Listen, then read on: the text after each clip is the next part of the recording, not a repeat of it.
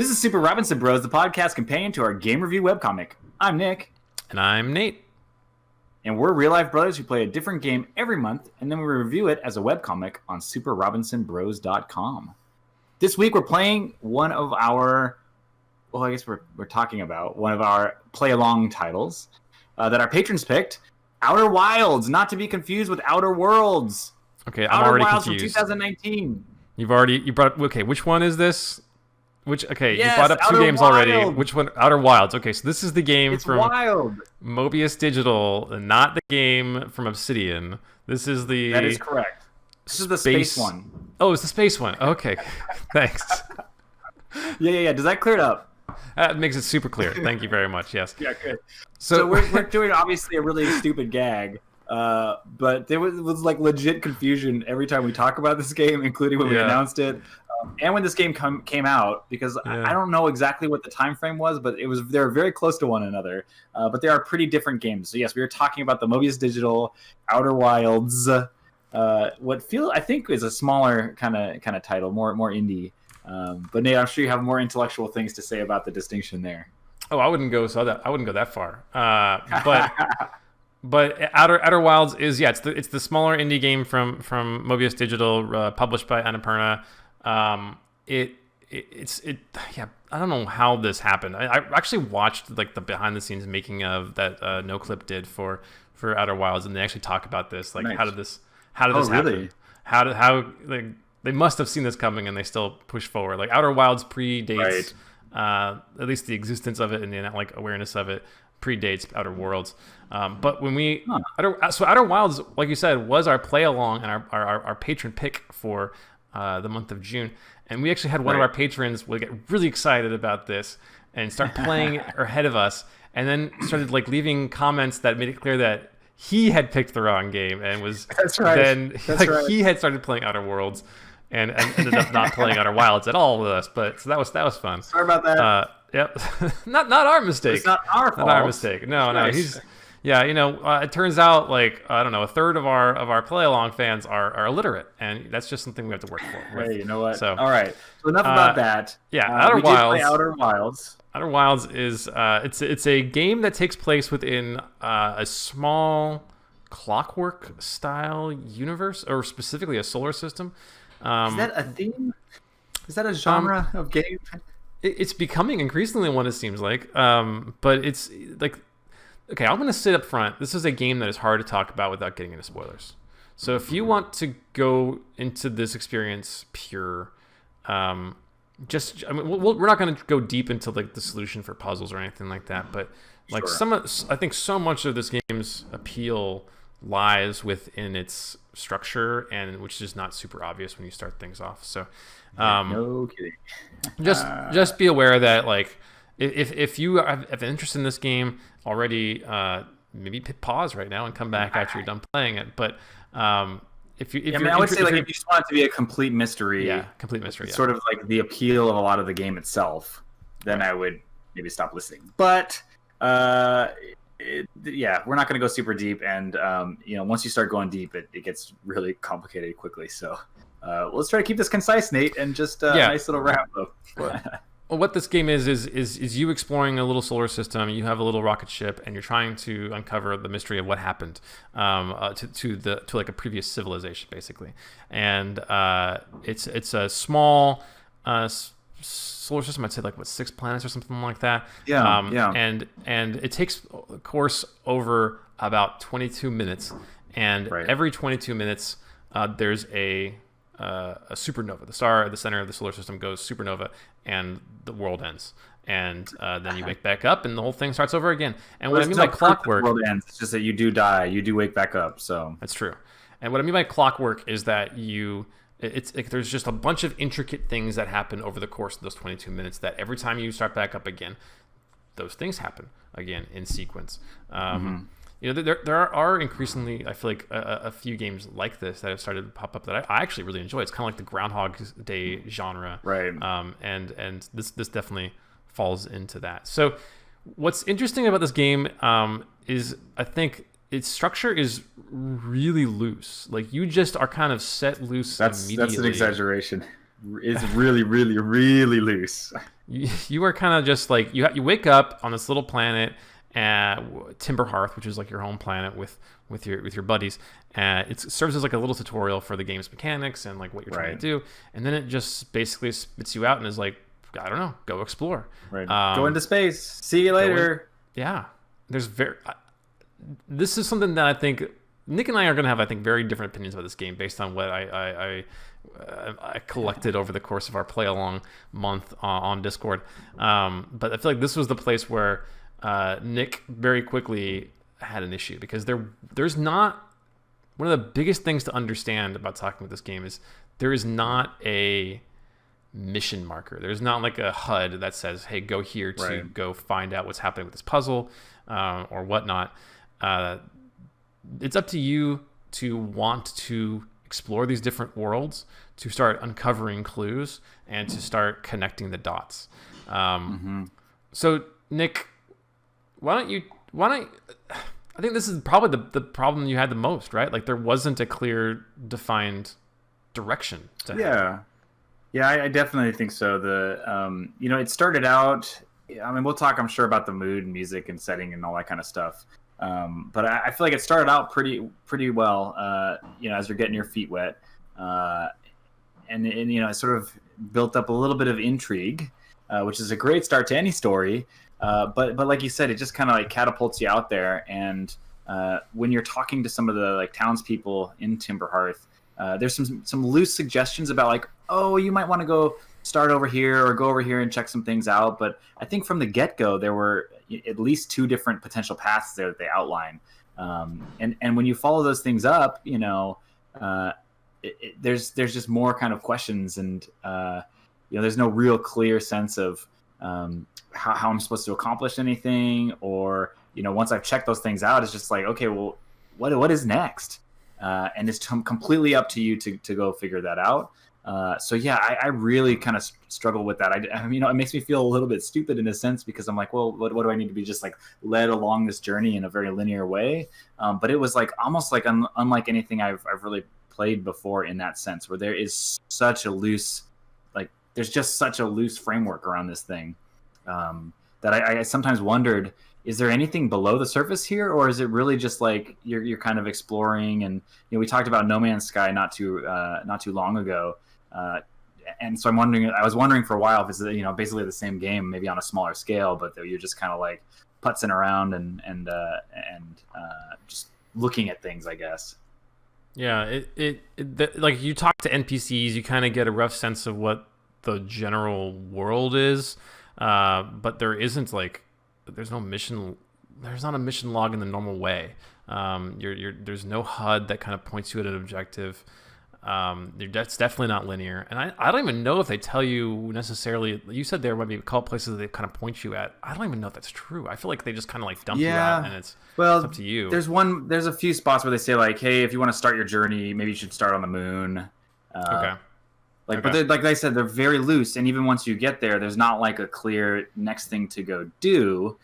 There is a system that you eventually kind of realize, you start piecing together, that does persist through your playthroughs with the ship HUD or whatever it is, the computer log. Yeah. But they're very vague markers. And you can sort of set your sight on it and say like, okay, I want to go over here, and it will show up on the display. So at least there's some guidance there, but it's just kind of like a loose, hey, you should go check some things out over here. There may be something of interest over here. And so, for somebody who loves like story-driven stuff, like the mystery was there, but I just found myself arriving at these places going like, well, if I don't immediately kind of see what they're talking about, or like what the puzzle is, like, who cares? Great, cool, this is neat, whatever, I'm out. I can go explore any number of other things that are on the map. Well, I think because they don't even like really present the core mystery to you when you leave the first planet. I should state first off, this is like a first player game. If you're watching, if you watched our gameplay video, you know that obviously. But you're in first person view. You're like, you can walk around these planets, and they're all on like a small scale. Like you can kind of navigate a planet and like walk around it in like a matter of minutes, almost like Mario Galaxy style. But you have a ship that you fly, and you just like pretty light flight mechanics, and you can kind of go back and forth between the different planets. Yep. But and you have there's a couple other mechanics that are help with your navigation, and we can talk about those. But I just framed it I just wanted to frame it real quickly before we got into too deep. But they don't even really tell you what the core mystery is you're trying to solve. So it's you have to discover what that mystery is, really. Right. And you discover that really by reading these I don't even know what to call them. They're basically reading these clues that you find with this translator device, which I think is actually pretty cool. The little mechanic there around decoding these things. But yeah, you're just reading a bunch of text, trying to piece together what the mystery is, like you said, Nate. And then that's supposed to, unlock these places that you could then go explore potentially to find out what might be over there. So it's just a lot of kind of piecing these things together. I could imagine you probably having a little notebook on the side, trying to make some sense of the things that you're learning, or jotting a couple notes down as you go. It is kind of one of those games.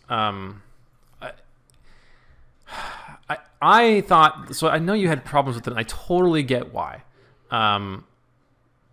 But I was the complete opposite. I just wanted I recognized that there wasn't they weren't telling me exactly where to go. And so I was like, okay, well, I'll just go in this direction. And the thing is, it's everywhere you go, it's so rich with these little lore bits or curiosities that you just want to keep seeing more of, or kind of just poke and see how they're going to react to the, your presence, or what's just down around the next corner. And we haven't talked about it yet, but the worlds that you explore are so unique and interesting. In ways that I've never seen before in games, or really even in science fiction. Some of the things that are happening on these planets, or the way they're structured. There's only a handful of them, but they're all bespoke and designed in a way that is very clear that they're someone had a very intentional vision for each planet, and every one of those, I'm just this is amazing. I want to see every little bit and every nook and cranny. And there's notes from a previous civilization here that's alluding to something that's a bigger mystery that's going on. Okay, well, that's awesome. And they kind of string you along. They just breadcrumb you in terms of little drops of knowledge that kind of want you to see the next thing, and this you might go check out this other area on this planet that might have more information for you. Okay, I'll go find that. And they do a really good job. I think you touched on this with the ship's log. So you don't have a quest log in the normal way. It's not go talk to this person and then go kill 15 wolves. Yeah. Instead, there's now we're talking. That sounds like a good game.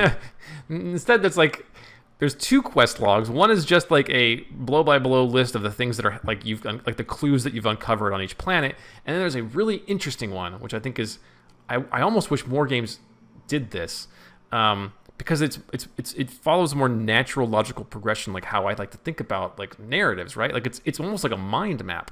Okay, here it feels like one of those crazy Charlie Day boards where you've got strings and you're connecting suspects and locations and clues, kind of the old classic. Yeah, it sort of arranges it in a slightly different way that helps with your exploration overall. It's this is connected to this location is connected to this story beat, or this mechanic, or this, and then it's also connected to this other thing, and each one of those funny entries though, the only thing I ever use that for is to mark my HUD.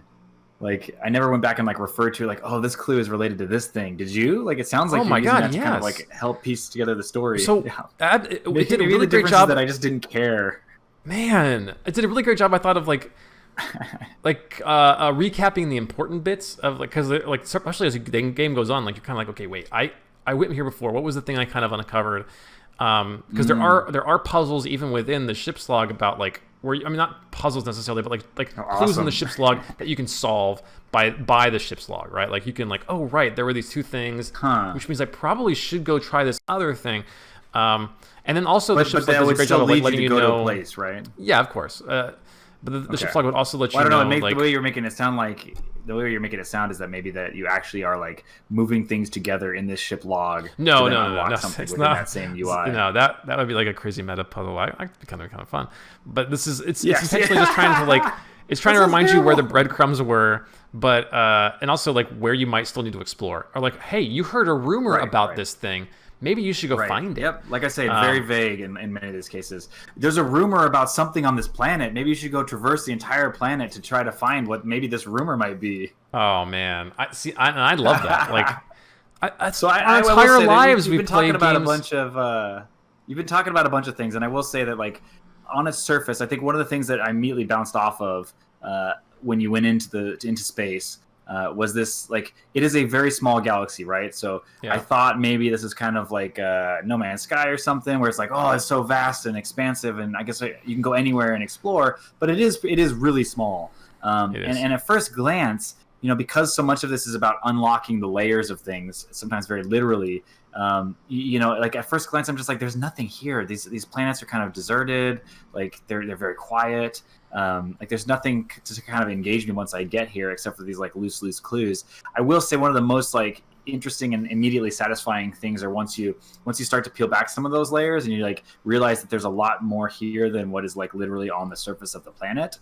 Those were one of the like most interesting and kind of exciting moments for me of just like the sheer exploration of those planets. Yeah, for sure. And like you said, it was immediately abundantly clear that the amount of like care and attention to detail within these things, because they have to pack them into these crazy small planets. It was certainly there, and so I really appreciated that about it. But then the problem is, we've been talking a little bit about like the story and like how you had to piece these things together, and obviously I had a little bit less patience for that. But once they kind of got me on the hook, the supernova would come out and just wipe me out. So I'm like, oh, this is okay. This is kind of cool. Okay, let's see what's down. Oh, I'm dead. All right. Well, I guess I could retrace all my steps to come down here, and I may or may not know exactly where I am at. So half the time I'm just kind of like, okay, I didn't care enough. Like they kind of got me piquing my interest a bit, but it wasn't enough that I'm like, oh man, okay, I'm gonna come right back here and check it out. Read this stone. Well, most like 90% of the time, it would take you far less time to get back to where you were the second time around, because you like knew a faster way to go there, or like you didn't have to stop and read all of the things or whatever. But you're not wrong that it is a kind of a punitive thing where it's like you're exploring and then we're gonna reset you, go back to where you were if you want. Like it definitely happened to me a few times where I was like, I just need 5 more minutes here just so I can wrap this area up. And now I got to come all the way back and go through this again. I could see that being frustrating, but I think so I can't disagree with the knock there, but I think it also the having to go back and re-loop every time, like it forced me to be like to re-examine where I was and wonder like, okay, well, is that the best place to be going? Like it forced me to kind of take a step back and maybe try something else or go to a different place. Because this is a game where it's like anywhere you go, there's stuff to find, and at least early on, and there's no wrong place to go. It's not like you're gonna wander into a Dark Souls level or an area that's like way above your level and you're gonna get murdered. It's like no, you can explore anywhere. There's things to find, and I think what was so cool about this game is that you don't get abilities. Like you don't get suddenly like a double jump or something like that. The only thing you gain are knowledge drops, and like and so you would get into these areas and then learn, oh, there's a shortcut here, or like I have a new technique that I actually of manipulating the world that I didn't know I could before. And all those things, like just they were like, oh wow, all of a sudden I can get more efficient in navigating, or I can access an area I didn't know before. And like I think we said this in the Discord channel. Like or at least I did. I'm not sure if it stuck, but like for me, it's stuck. It's resonated. It's like this is almost like a Metroidvania where there's no powers. It's just knowledge. Like you can beat this game once you know how to beat it. I would guess in like 5-10 minutes. But you have to uncover. There's nothing that blocks you from the first time you load it up from going to beat it.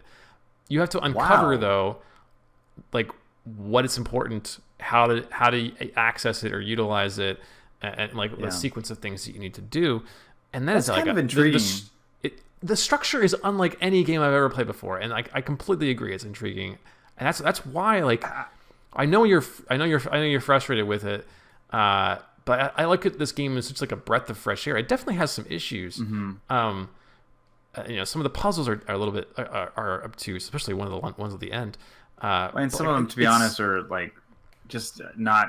I mean, I don't know. I guess if it's about putting clues together that you've learned over time to solve the puzzle, then I understand that might be more kind of more interesting. But the stuff where at least that I encountered, where I'm unlocking different areas, like the puzzles, none of them, like literally none of them, ever really got me. What? To where I'm like, this is really interesting and satisfying. Oh man! So I can think of like a half dozen where it was like, that's wild. This is crazy genius. that we had such a different experience on this thing. I know. I don't know how we're gonna get to a review score on this one. But like, there were so many times where I was like, because it's not a game where you like suddenly walk up to a terminal and it's like, okay, hack this puzzle. It's like there's nothing like that. It's all just the puzzle is navigating the environment, exploring, like finding out how to access all different areas of the world, like because all these planets are very intricately designed, and like some of those areas they're not even obvious. Even obviously they're places that you need to go check out initially, or that, like how you would even get there. So like just navigating to them is a puzzle.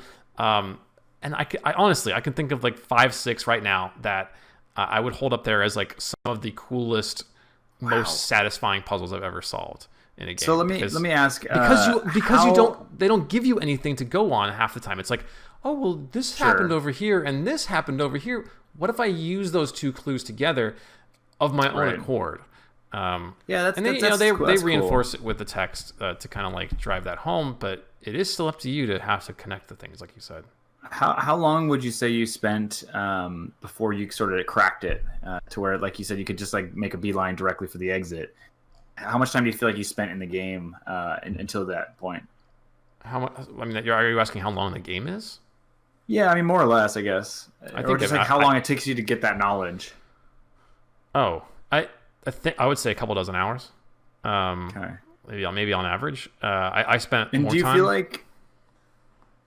Do you feel like the because like I said, one of the biggest problems I had with this thing is like it's not that it's a slow burner. It's not that you have to read all these things. It's really the fact that like as soon as I kind of got remotely interested in it, it would wipe me out. I should also say like either with the supernova or just dying. Like you could run out of oxygen. There's all kinds of opportunities. There's a million ways to die in this game. To get hit by something or take some fall damage or whatever. Like you can die a lot, and I did.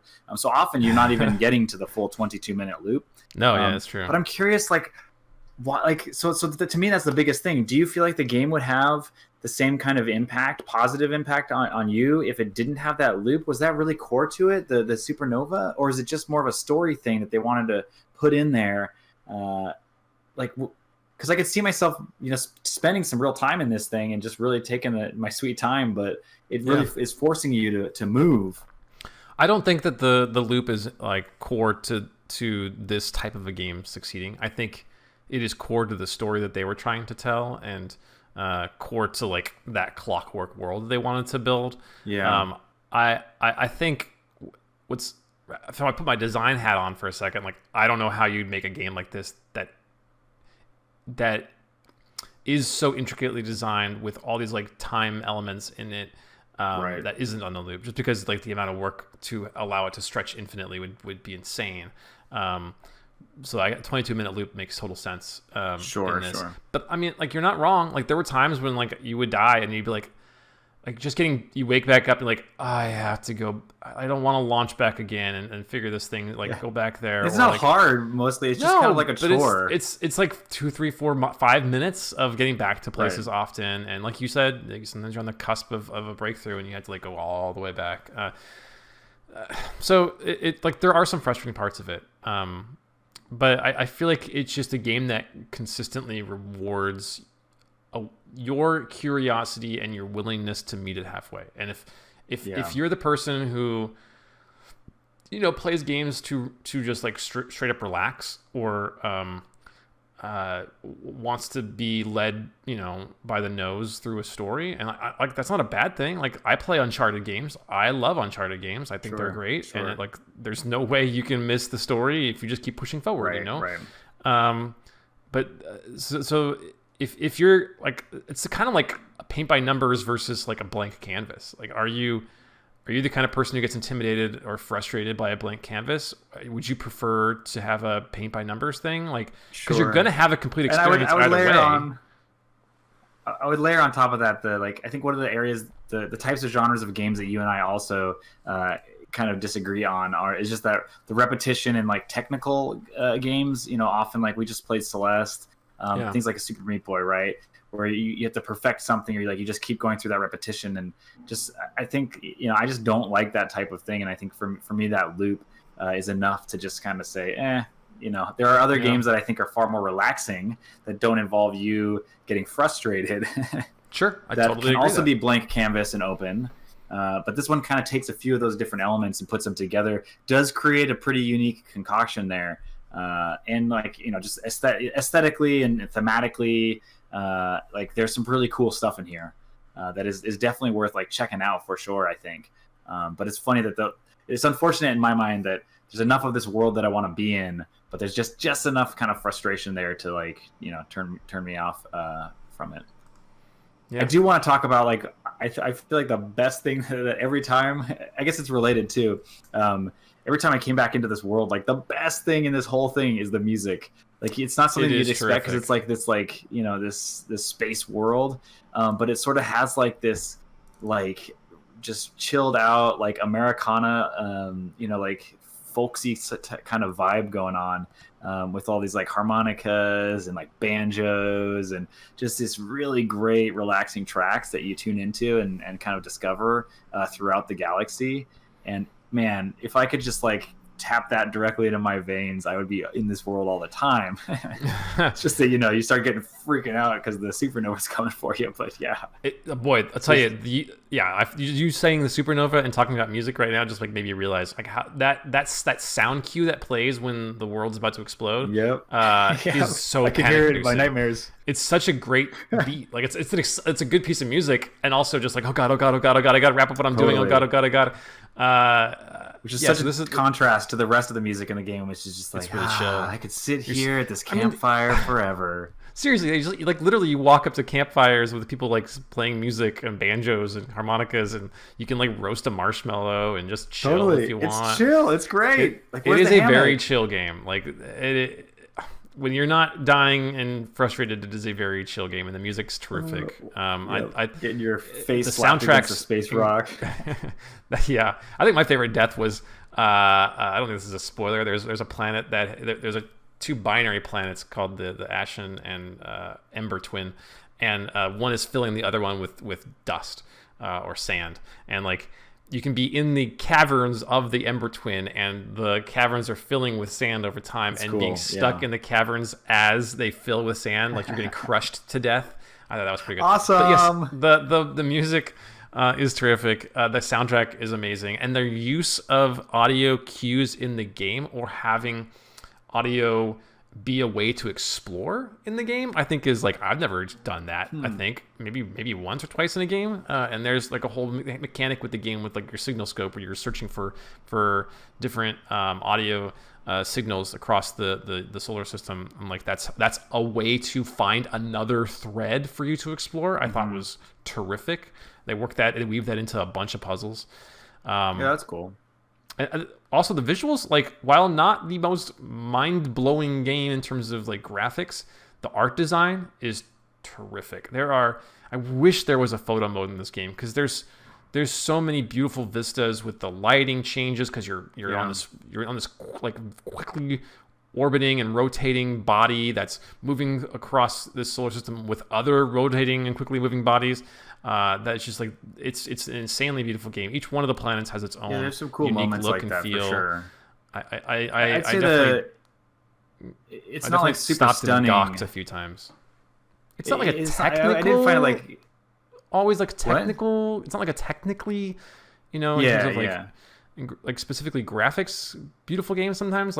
But what it does with its component pieces and the uniqueness of the art, I thought really it's kind of stylized. Yeah. And I think that one of the things I thought was pretty cool was the obviously it creates this kind of alien world, but it's sort of this mix of super high tech space stuff and like like really lo-fi. And I think you have that in the music as well, right? It's like really lo-fi. Like your spaceship is half made of like complicated metals and things like that, but then the interior is like all wood and like things kind of slap together. Like these rocket ships are kind of wood based. That's a good so I point. thought there was like a cool contrast to that, and even in the character designs with all the eyes and stuff, it's a nicely stylized game. But you're right, it didn't like pack the technical punch where you're gonna look at it and go, oh my gosh, this is just a beautiful place. But it's just more about, I think, just the style and the overall approach to this world. It's a really unique touch.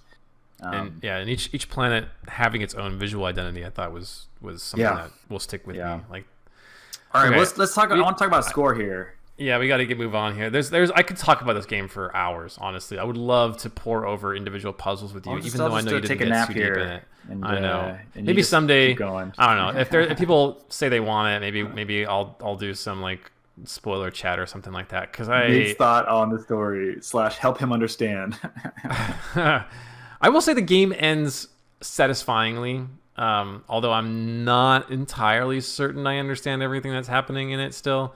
It's got a good message. It's an interesting puzzle to uncover, I will say. But I really wish we could talk about some of the deeper puzzles with you, Nick. I just because how you went about solving them. I quit this game flat out. How many hours? It's hard to even ask. Like, when did you quit? Because like, there's not.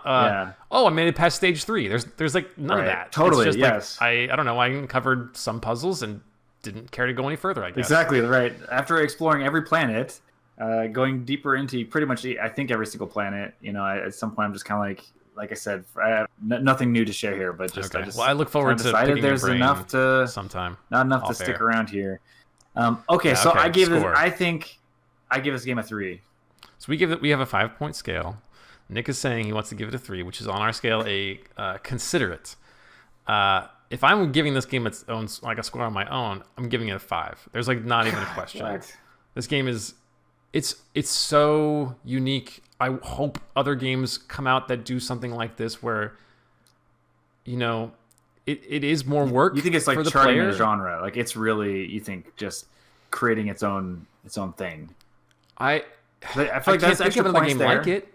Yeah, I can't think of another game. Like the closest thing I can think of is something like The Witness. But The Witness is more of those kind of classic, like I'm walking up to a terminal and I'm going to solve this unique puzzle and then walk away from the terminal. I never played that. I'd probably like that more. Oh, and there's no supernova. You would like it. There's no supernova. I think you would actually like The Witness talking with you now. Like it's a different kind of puzzle game when there's no supernova, but there's the kind of blending of puzzles from the bespoke individual screen puzzles versus like the larger world that you're inhabiting. You should definitely play that. Maybe that's a game we should go back to and review at some point. But anyways, I have my gripes with this game, but they're so minor, and I recognize that some people are going to bounce off of it, and I totally understand that. But for me, I was obsessed with it for most of the month until I finished it, and like my only regret with it is that like I can't go back and play it again. It reminded me. Did you remember we played the Sexy Brutale back? Yeah. It was like that, but like whereas that was like a linear game where you're kind of uncovering like how to save people from this little time loop. This was just like, no, we're just gonna let you play in it. Let you play in the loop and have some fun. Oh man, it's so funny. Yeah, I liked that game so much more than this one. I understand why. Like I think it's like the opposite of this. It's like the version of this that works for you because it's right. Like clearly designed and like here's the start, here's the end, here's your clear goal. Solve this puzzle, move on to the next thing. One of the things we didn't talk about here is the I don't recall Sexy Brutale. I think that had like voice acting, but I feel like one of the things too that really I had a hard time with in this game was just that no characters. It was all reading. Even the characters, when you talk to them, like you're just reading. Which obviously I don't even think it's reading per se, but it's just that there was no moment to really connect like on a more emotional kind of way with these characters or really care about them, especially when you're seeing them over and over and over again. So I wondered if it was like a intentional design decision or maybe just like a budget thing, but I certainly wish that the very few like live characters that you met had like more of a personality that you'd kind of just forge some kind of relationship with, and without that it just kind of felt so cold. It did feel cold. So, it's a lonely feeling universe. Like I wish that there was a bit more of that, because there are hard, like even the characters that are in the game, like they're just static NPCs. Like Yeah. Right. They don't feel very alive, very vibrant, and you're just very alone. The design of them is like they're very interesting and unique and cool looking. Oh, sure. And then it's like, but man, most of the characters, like even the characters you listen to through the text, or you read about through the text, and like the recurring ones, like I have no sense of who they really like. I have a vague sense of who some of them are. And you see the mechanic of the like the audio recording type thing, right? Like that's often in games these days. And you actually find some of these, right? But you then like read the script of these. Oh yeah. So I'm just like, right. Such a missed opportunity to just connect on a more like interesting way and engage more of the senses. It feels like a budget thing, probably. Okay, so how about this? So you and I are split on 3 and 5 on this, but I feel like split the difference. I feel like we might be able to just split the difference on this because our 4 rating says play it, which when we were thinking about these rating scales, the idea was like it's obviously a well-made game. We can recommend it in that regard. Yeah. And I would argue for the 4 for 2 reasons. One, I think if it hits with you, it is unlike anything else. Right. And 2, I think people should give it a try. I feel like it is. I feel like this is going to be a game we look back on in 10 years and be like, yeah, that was kind of the start of like this new genre of game, or like there's another, or at very least, it is such a unique, memorable thing. Like, I wish I could go back and play this game again. I already wish I could, but like, it's ruined in a way because I know everything, right? I can't. It's like the same problem of like going back and reading a book. It's like you know how it's going to end. Right. You know all the, or going back and solving a puzzle. Like, there's on not your a lot own. of replay. Yeah, there's not a lot of replay. And I could go for that. I mean, I feel like the things that the challenge I'm having is that is it a solid game, ignoring my own particular style of play and all that. And I think it's just such a unique thing and the issues that I have with it, I'm torn because there's a lot of like smaller issues that I'm just not a huge fan of. But I just feel like that supernova mechanic thing is it was enough to be so frustrating. And so that's like in the core design of the game. Yeah. But I know there are people who like that style of game. Yeah. And so like, I'm with you. Like in terms of like, I do feel like people should at least check it out, whether that means they're playing it or they're like, or like watching a video on it, watching someone else play it type of thing. But I also feel like you kind of have to just experience it to really know for sure if it's something that's going to click with you. Right. And then there's enough there that's interesting about the world and just like exploring it that I think even if you don't dig it, like I'm glad I checked it out. I don't, like I said, I'm not. I kind of decided, okay, I got what I want to get out of this. I know that there's a lot more. Yeah. Should I keep going? But I'm good. So yeah, I could do that. We could split the difference. We could call it a 4. Okay. If you were okay calling it a 4, I thought you may be coming on here and arguing for a 2. Like, when I was worried. Like, I don't know how we're gonna go from a 5 to a 2. Like, I don't know what we're gonna do. It's not. No, it's definitely not that. Like, the things that make it bad are not like critical bad stuff like that, right? Like, they're not. Like, you really shouldn't check this thing out. I mean, it's a solid game. It's just a really unique game, and so I wonder, because this Super Robinson Bros is clearly going to be going on for several decades. I mean, at least the people demand it. So I guess in 10 years, like let's check back in and see. I think that's a really I'm setting a calendar reminder right now. Suggestion. Yeah. Because maybe there's enough here that it does become its own thing. I'm a little skeptical. I think there's some cool aspects of it, and I think that these guys just really struck a great balance between having some of that, having a really cool personality to it, having a great sort of ambiance in the game, and I guess crafting an interesting enough story for enough people. But yeah, hopefully for Outer Wilds 2, they'll hire some voice actors. They'll add a few more elements of some linearity, at least to try to like get people hooked and over that hump. Yeah, I feel like that's. And I feel like they could definitely do that. They might be good to go then from there, right? Like, because that was the thing. I just felt like I was constantly kind of cresting this hill and getting hit by the supernova. So like, if they got me over that hill and I was hooked, then I could see myself totally just going into it. I do wish that the I think they need to be more deliberate about that. I think you have some good. This is not a game without flaws, and certainly people who bounce off of it, they're going to have some legitimate beefs with it. I think having a more designed linear tutorial actually would be a beneficial thing, just to get you a taste of what's so good about the game. Is some people are just gonna they're gonna get the keys to the spaceship and be like, I don't know, what am I doing? Why? And just having a drop of the story or a drop of like that dopamine from solving an interesting puzzle would be really beneficial. Yep. And I think it wouldn't be like disingenuous to the game itself or something. Like, you can ramp off of that pretty well. So I agree. All right, this thing's been going way too long here. I know. Okay. Well, thanks everyone for listening today. Don't forget that you can actually play along with us. Our next game we're going to do in July here is Red Dead Redemption 2. That was picked by our patrons, and you can go to patreon.com/SuperRobinsonBros to help pick what we play next. We'll get a bunch of other cool rewards like early comics or behind-the-scenes content. Yep. And be sure to follow us around the internet and rate and review this podcast. It really helps. Tell a friend about it. It's actually even more important. Word of mouth. Right. So appreciate you guys listening. And we'll see you again soon with another game. Thanks, Nick, for talking. And bye-bye. See ya.